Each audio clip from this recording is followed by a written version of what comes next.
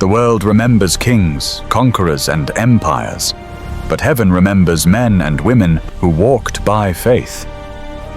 After the apostles of the Lamb, God never stopped raising witnesses. They preached when it was illegal. They believed when it was dangerous. They endured when it cost them everything. This is heroes of faith, the true stories of believers whose lives proved that God is real. His power is timeless, and faith still changes the world. Kindly like, share, and subscribe, and let their faith strengthen you. Two Bedouin warriors burst onto a desolate beach on the southern coast of Arabia, spears raised and drawn back over their shoulders, eyes fixed on one target, the only white man standing on that sand. The storm still raged behind him. The sea that had nearly swallowed him whole still crashed against the shore. There was nowhere to run, nowhere to hide, and the men walking toward him looked like they had done this before. This was not how Samuel Zwemer had imagined his first year as a missionary to Arabia would go. But then again, nothing about Samuel Zwemer's life would ever go the way most men imagined. Because this was not a man who chose the easy road. This was a man who looked at the most dangerous, most neglected, most spiritually dark corner of the earth, and walked straight toward it with a Bible in one hand and a heart full of fire in the other. This is his story. Samuel Marinus Zwemer was born on April 12, 1867, in Friesland, Michigan, the son of a Dutch Reformed pastor named Adrian Zwemer and his wife Katharina. He was not born into wealth or fame. He was born into a household where prayer was as natural as breathing, where the Bible was read at every meal, where Dutch hymns filled the rooms, and where the idea that God sends his people into all the earth was not merely theology, it was the heartbeat of everyday life. Adrian Zwemer was the kind of father who did not just preach the word on Sundays. He lived it. He had come to America from the Netherlands as a young man aboard a ship called the Layla in 1849, crossing a violent ocean with his future bride at his side. When a massive storm nearly sank the vessel, over 100 Dutch immigrants were locked below deck, water rising to the upper bunks, certain they were about to perish. They prayed through the night, and God brought them through. That testimony of God's faithfulness on the open sea became part of the spiritual inheritance Adrian passed on to every one of his children. By the time young Sam was growing up, the Zwemer family had moved several times, from Friesland to Milwaukee, then to Albany, New York, and eventually to Grafschap, a small frontier settlement on the eastern shore of Lake Michigan. The family was large. There were 15 children in all, though several did not survive infancy. Sam and his younger brother Peter were inseparable, often roaming the forests outside Grafschap together, pretending they were missionaries going to some far corner of the earth. Even as boys playing among the burned stumps of trees scorched in the Great Fire of 1871, they were rehearsing the calling God had placed on their lives without either of them fully knowing it yet. Sam was a voracious reader. He would rather curl up with a book than do almost anything else. His two favorites were the Family Fairchild in Dutch and Pilgrim's Progress in English.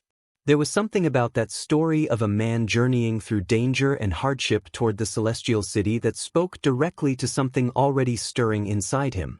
He excelled in school, rose quickly to the top of his class, and when it was time to attend Hope Academy, the Dutch Reformed school in nearby Holland, Michigan, he threw himself into the study of Latin, Greek, English, Dutch, and German. He was a natural student, a gifted thinker, and a young man already deeply in love with God. When Sam was 12 years old, he was sent to board with a family in Holland during the school week. It was a lonely arrangement for a boy who had grown up surrounded by brothers and sisters and a warmly chaotic household. But even in that loneliness, Sam found something he would carry for the rest of his life: the discipline of prayer. He learned early that when family is not around, God still is. He graduated from Hope Academy in 1883, worked through the summers doing whatever it took to earn money, working a blacksmith's forge, clerking at a grocery store, joining a threshing gang cutting wheat on Michigan farms under a blazing summer sun, and in the fall of 1883, he enrolled at Hope College. He studied Greek, Latin, French, and German, immersed himself in botany, collecting plant specimens from the surrounding woods, and rose to teach Sunday school at a settlement 3 miles across the river, walking 6 miles round-trip each week to teach the children entrusted to his care. But the defining moment of his college years came during his final year, when a young man named Robert Wilder arrived at the Hope College Chapel.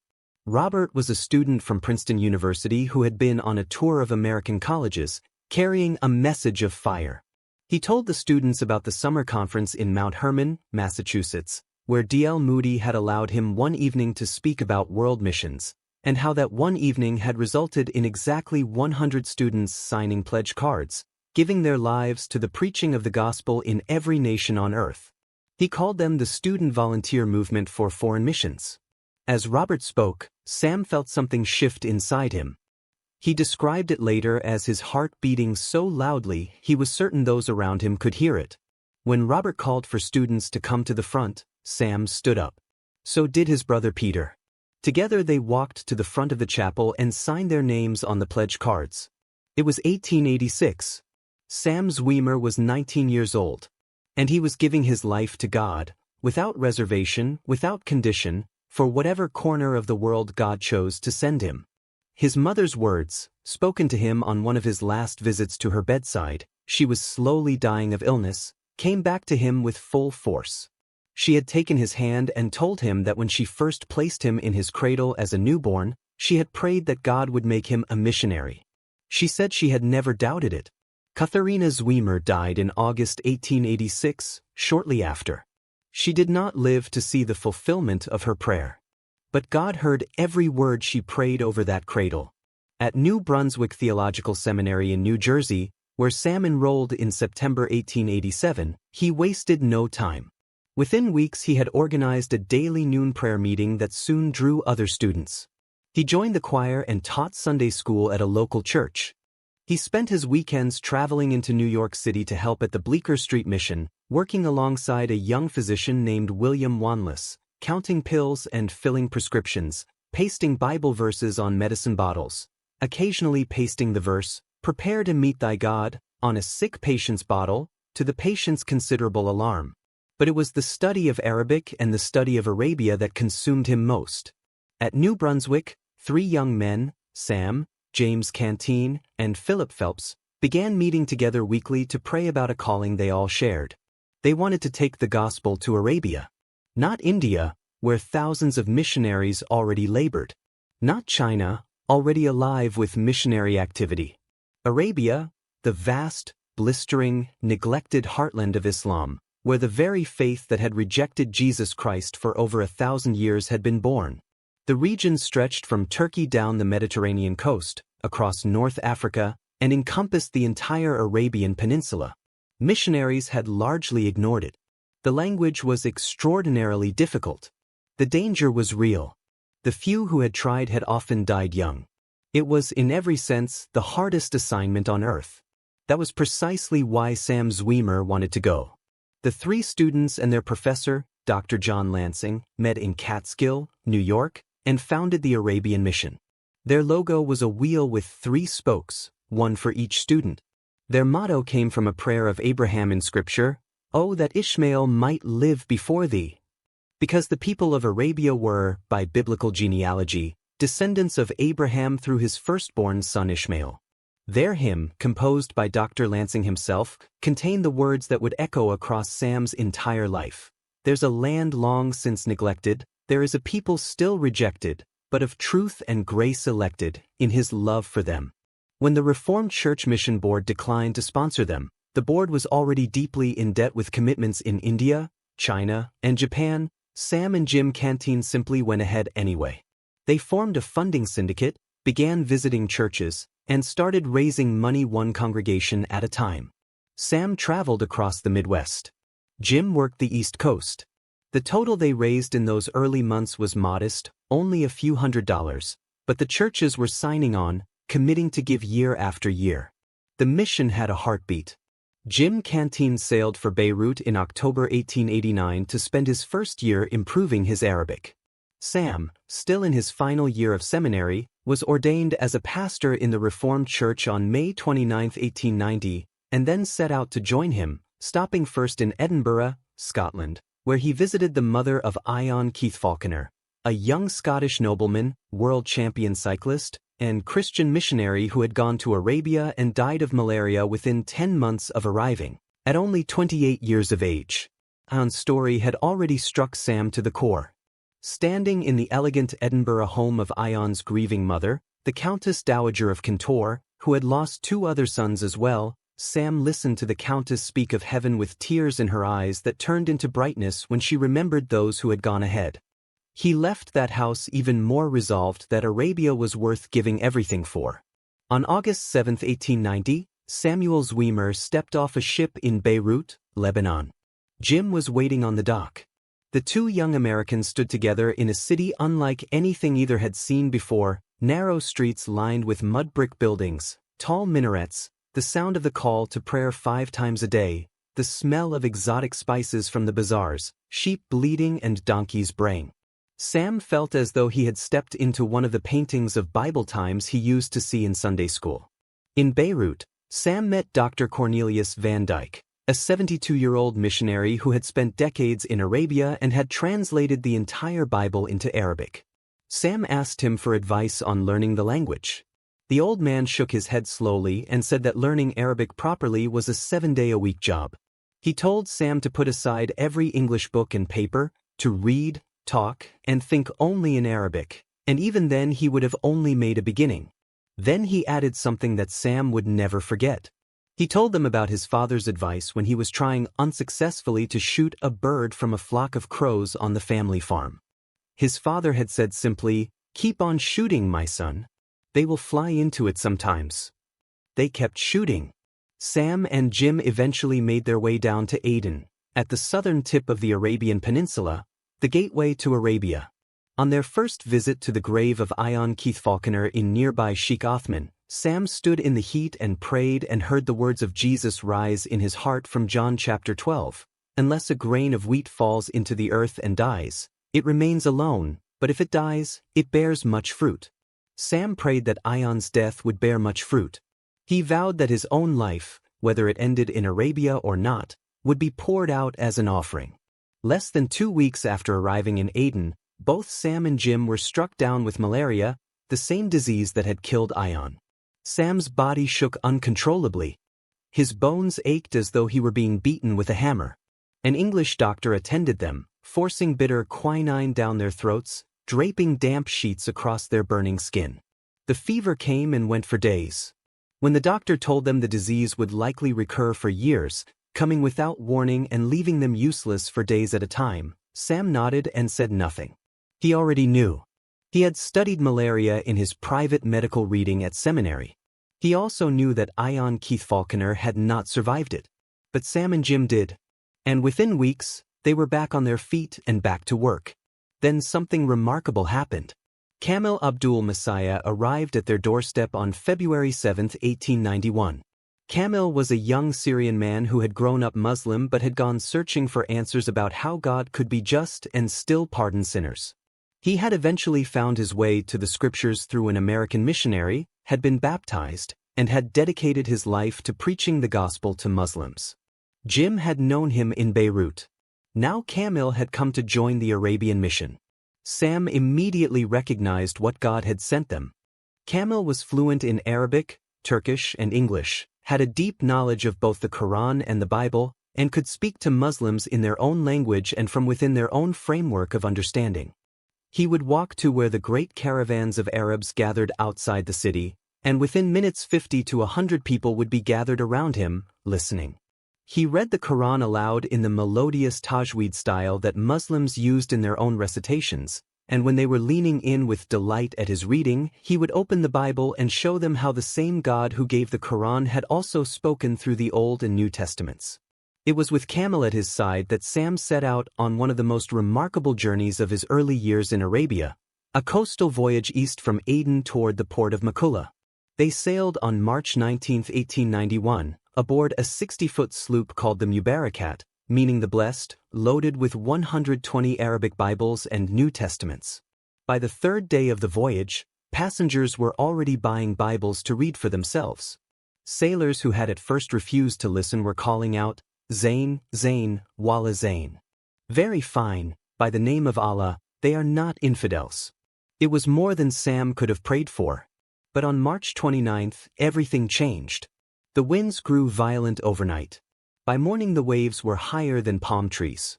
Every man on that small canoe clung to the side with one arm and bailed water with the other. The luggage was soaked. The Bibles were drenched. And then the captain was shouting that they had to run ashore or they would all die at sea. 2 sailors wrestled the oars against the storm, bringing the vessel around. Sam and Camel jumped into the churning sea to help drag the boat ashore. They made it to the beach, a desolate, empty stretch of sand on the south coast of the Arabian Peninsula. The storm still raged. The sea still crashed behind them. And the captain's eyes began moving from side to side with a fear that Sam did not yet understand. 5 minutes later, 2 Bedouin warriors burst out of nowhere onto the beach. Long spears pulled back over their shoulders. Grim faces locked on the one foreigner in the group. The captain and sailors stood frozen, paralyzed with fear.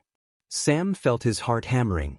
He had come to Arabia as a missionary 7 months earlier. He was 23 years old. He had not yet accomplished any of the things he had trained and prepared for. And now death was looking him in the eye. Then more came. Within minutes, a crowd of Bedouin women and children had swarmed around the group, reaching into food sacks, grabbing at clothing, trying to pull the boat away. The warriors were demanding coffee. Then money. Their voices hardening. Their spears still raised. Sam refused both. He looked the chief Bedouin in the eye, pulled out his pocket knife, and cut off a piece of decorative beadwork hanging from the man's neck. "This is to remember you by, my friend," he said. The entire beach fell silent. And then Camel began to pray. He prayed in the Muslim style, loud, rhythmic, invoking the God of the universe, and no one moved. Not the warriors. Not the women. Not the children. For half an hour Camel prayed, weaving together creation, Moses, the coming of Jesus Christ, and the power of the Holy Spirit, until he concluded in the name and for the honor of the Lord Jesus Christ, the Redeemer and Savior. Every Bedouin on that beach answered together, Amen and Ayn. One of the warriors spoke. He said that their hearts were changed.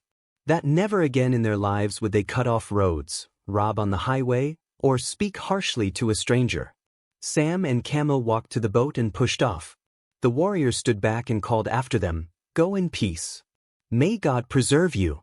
Sam sat in the rocking canoe with the storm still howling around them, filled with an astonishment that words could not fully contain. He later wrote that it felt like something straight out of the book of Acts. God had turned a beachside ambush into a revival meeting. They eventually made it to Makula, where the local sultan welcomed them into his palace and offered them a house. The town of 7,000 souls had no church and no Bible. But within days, Sam had set up a medical dispensary in the kitchen of the house they had been given, and Camel had begun speaking to those who waited for treatment. 3 schoolboys bought Bibles and took them to their teacher for group study, and when the teacher arrived furious at their doorstep, Camel engaged him with such wisdom and grace that before the conversation ended, all 3 teachers had purchased Bibles for themselves and sent word to the boys that they would study the scriptures together in class. By the time Sam and Camel boarded the return ship for Aden, they had sold 110 copies of the scriptures. The crew of the return vessel bought 30 Bibles and begged Sam and Camel to sail on with them to Muscat, weeping when they finally had to say goodbye. God was at work in Arabia, even in the places where everyone said it could not be done. After exploring Basra at the northern end of the Persian Gulf, Sam and Jim felt in their spirits that this was where God wanted them to plant the Arabian mission. Basra became their first permanent station. And it was there that Camel joined them. Camel, who had walked away from the life his Muslim family had planned for him, who had accepted Jesus Christ as Lord, who had become the Arabian mission's most powerful Arabic voice. And it was in Basra, on June 24, 1892, that Camel died. Sam was on his way to visit Camel, who had fallen suddenly ill, when a Christian colporteur met him on the road and told him the news. Sam ran the 2nd mile to Camel's room and found it already crowded with Turkish soldiers and Muslim religious leaders, reading Muslim prayers over the body, washing it with camphor, preparing to bury him as a Muslim. Sam stood in that doorway and argued with his entire being, pointing to the Bibles on the table, the Christian books, the diary in the soldiers' hands. He told them that every person in the room knew that Kamil had been a Christian, had lived as a Christian, would have wanted to die as one. He appealed to the Turkish authorities. He appealed to the British consul. But by 9:30 that night, it was too late. The Muslim funeral rites were complete. Kamil's body had been taken to an unmarked grave whose location Sam would never discover. Sam and Jim later found evidence in Muslim law that a male apostate, a man who had left the Islamic faith, was to be executed. Kamil had received letters from his own father threatening to ensure his death if he did not return to Islam. They would never know for certain whether he had been poisoned. But they knew one thing: their most powerful evangelist, their most beloved companion, was gone. And the silence he left behind was deafening. The losses kept coming. It was as though Arabia demanded blood as payment for the gospel. Sam's younger brother Peter, who had joined the mission and opened a station in Muscat, and who had lovingly taken custody of 18 African boys rescued from Arab slave dhows by the Royal Navy and started a school for them called the Freed Slave School, fell desperately ill in 1898. He was carried onto a steamer on a stretcher. Sam visited him in a New York hospital and found him lying pale and weak but still writing reports about improvements needed at the mission house in Muscat, still talking about the boys at the school, still saying with burning eyes that when he returned to Arabia he would really begin to work. But Peter never returned. He died on October 18, 1898. He was in his early 30s. Then there was George Stone, a Presbyterian minister who had tried every possible way to avoid being called to the foreign mission field, but could not find peace until he applied to the Arabian mission. Sam liked him immediately. George arrived in Arabia full of faith and energy, went to Muscat to assist with the work, and within 10 months was dead of heatstroke. He was buried next to Thomas Valpy French, the former Anglican bishop of Lahore who had also died in Arabia while trying to start a new mission station. Sam was stunned. He wrote home to his friends and supporters with words that shook the comfortable churches of America. If the death of 2 young American missionaries for the sake of Arabia does not awaken men to the needs of this dark land, what will? Being dead, our brothers still speak. And still Sam stayed. By now the Arabian mission had grown to include stations in Basra, Bahrain, and Muscat. Sam had relocated to Bahrain, the island nation off the coast of the Arabian Peninsula, where he had rented a 12 by 12-foot room above the Pearl Market. He had set up a Bible shop in the bazaar, placed the Lord's Prayer in Arabic on the wall alongside the English and Arabic alphabets, and spent his days calling out to passers-by, Arab pearl merchants, Persian traders, Turkish soldiers, black slaves from Abyssinia, closely veiled women moving through the streets in silence, inviting them to come and see. He had even taught himself enough dentistry to pull teeth with forceps he ordered from Bombay, offering what the people called painless dentistry and building trust one patient at a time. He wrote home describing what a typical day looked like in Bahrain. Rising at 6, reading scripture to his wife Amy, whom he had met when she arrived as a nurse from Sydney, Australia, and whom he had married at the British consulate in Baghdad in 1896, then morning prayer with the household staff. A dozen patients at the door before breakfast was even finished. Selling copies of the Gospel of John between treatments. Amy going out in the afternoons to distribute baby clothes to needy children and speaking to groups of Muslim women about the Christian way of living. The day ending with a magic lantern talk in English and Arabic to local merchants, projecting images onto a white sheet hung for the purpose. This was not occasional mission work. This was life. Every single day. And then Sam did what no one had yet managed in the entire Arabian Peninsula. He built a hospital. It took years of negotiation, frustration, deception, and prayer. The local governor issued a decree that no one in Basra could rent a house to the American missionaries under severe penalty. A plot of land they purchased turned out to be the site of a ruined mosque, a deliberate trap, revealed to Sam in secret by a Muslim friend who came to their house in disguise at night so no one would see him. Land offered by the ruler of Bahrain was blocked by his advisors at every turn. And then a trusted advisor to the Sheikh of Bahrain had a dream. In it he saw Nebi Isa face. And Jesus told him to sell a parcel of land to the missionaries. On August 16, 1901, an agreement was signed and the land was purchased. construction began. Workers refused to work without the customary animal blood sacrifices at the four corners of the foundation. Sam allowed it and fed the entire building crew a barbecue. Cholera broke out and halted the project. The windmill built to pump fresh water for the hospital buckled and crashed to the ground halfway up and lay in a twisted heap while Sam wept with despair. The next morning a passing steamer stopped in the harbor, and Sam's engineer friend came ashore, brought sailors with a portable forge, and straightened and rebuilt the windmill, hoisting it into place that very day. The pipes leaked. The staircases had to be redesigned.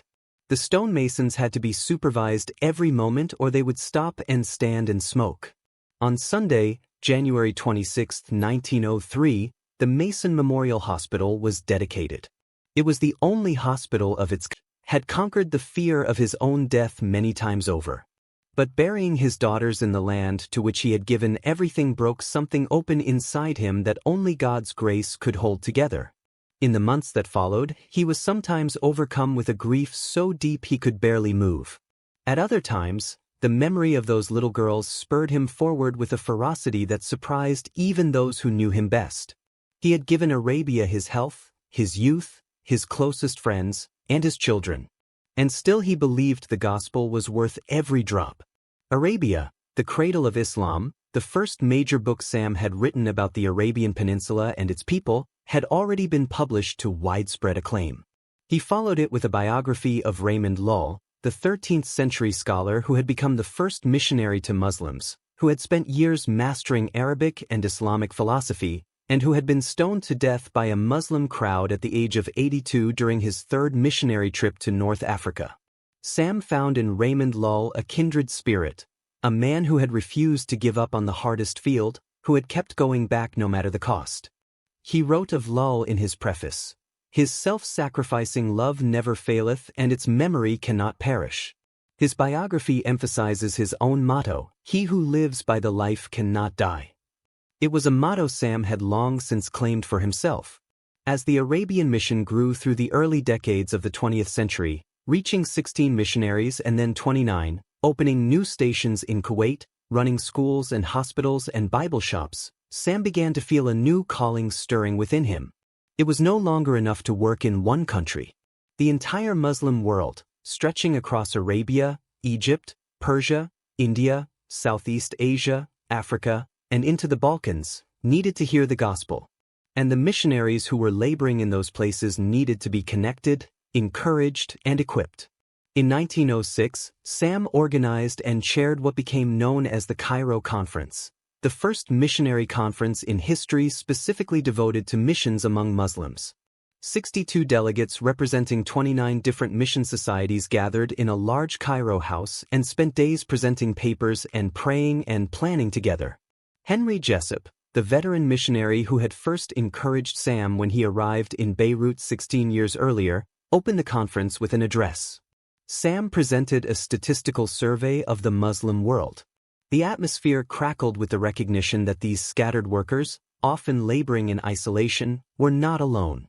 By the time the conference ended, the delegates had voted unanimously to hold a follow-up conference 5 years later in Lucknow, India, where 166 delegates from 6 countries and 58 missionary societies would gather, more than double the number in Cairo.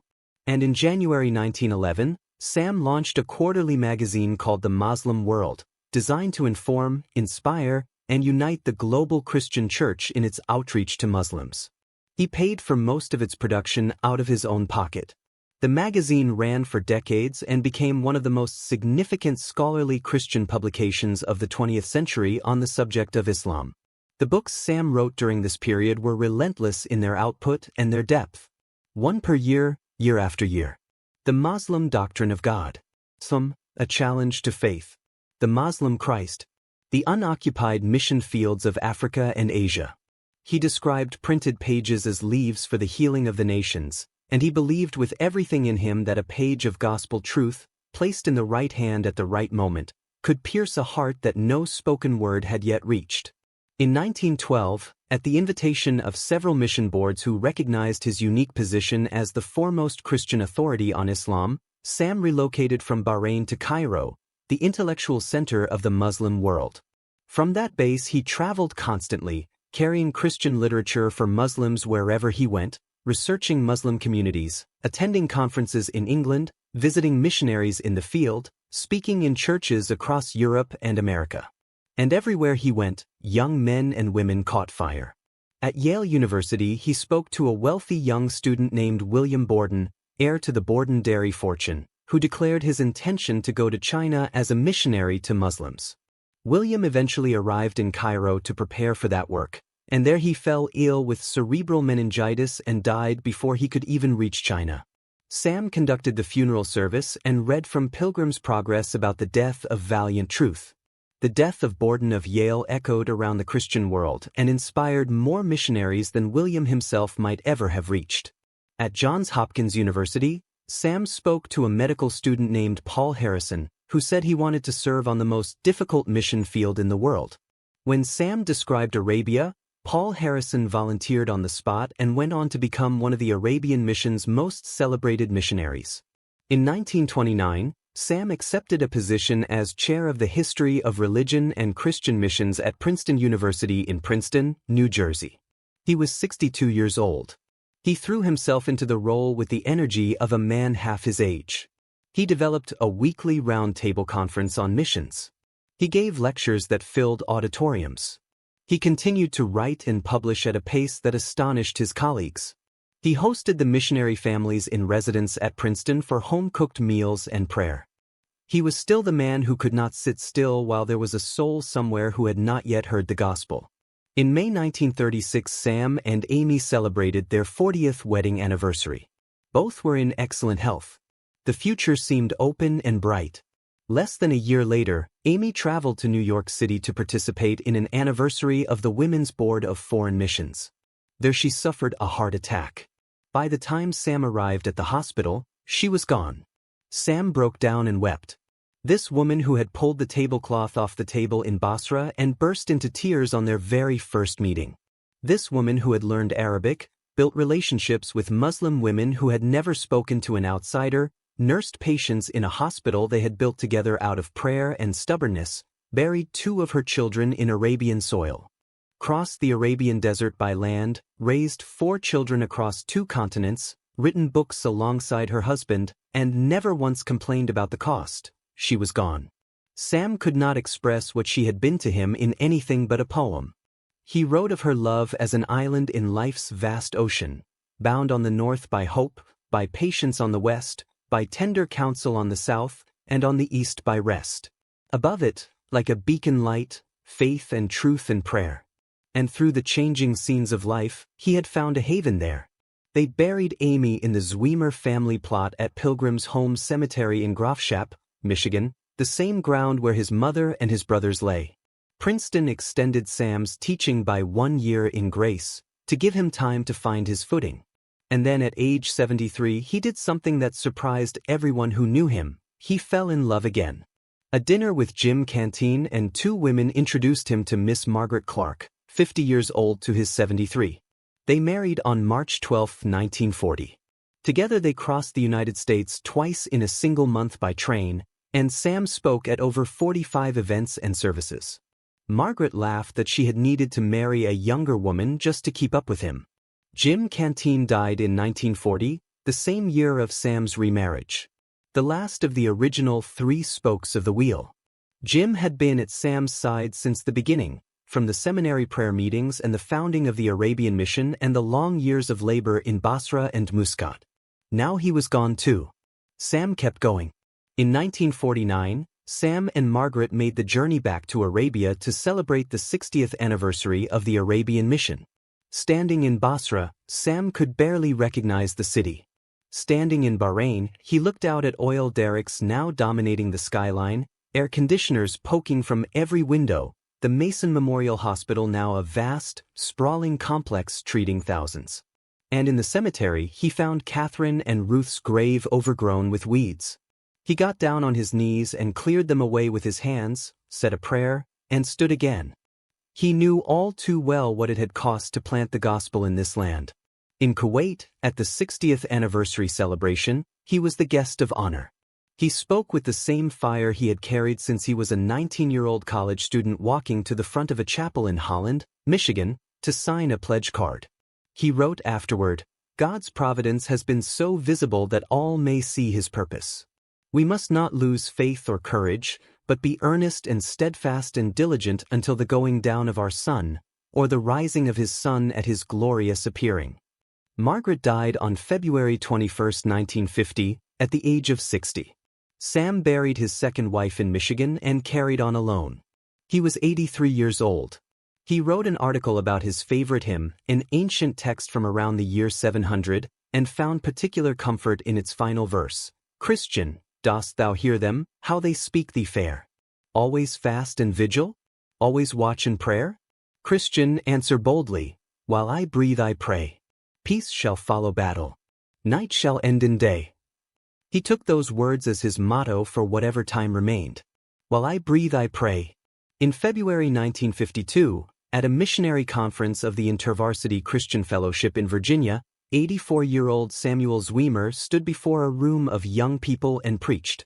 The night after the address he was hospitalized. In March he was moved to a convalescent home, where he preached at the Sunday services to the other patients. He could not stop. On Wednesday, April 2, 1952, Samuel Marinus Zwemer died quietly. He was 10 days short of his 85th birthday. At his funeral at the First Presbyterian Church of New York City, people read the words he had written 4 years earlier, intended for a conference in England he had been unable to attend. He had written that he was in his 81st year and had spent 60 years thinking about the Muslim world and its problems. He had written that it had all begun when he signed a card in 1886, expressing the purpose to become a foreign missionary. He had written that he had never regretted choosing a hard field and an impossible task. And then he had written this: "We must not lose faith or courage, but be earnest and steadfast and diligent until the going down of our sun, or the rising of his Son at his glorious appearing." His children brought his body back to Michigan and laid him in the earth at Pilgrim's Home Cemetery in Grafschap, beside his mother, beside Peter, beside Adrian, beside Amy. They sang at his graveside from his favorite hymn the line that had carried him through every storm, every death, every beachside ambush, every lonely Arabian night, every grief that had threatened to undo him. "Peace shall follow battle. Night shall end in day." Samuel Zwemer lived 60 years in the service of the gospel among the most unreached people on earth. He watched friends die. He buried children. He was chased, threatened, and expelled. He labored in lands where every convert risked their life and where years of work sometimes produced only one quiet conversation in a coffee shop between a tired old missionary and a man who could not yet bring himself to believe.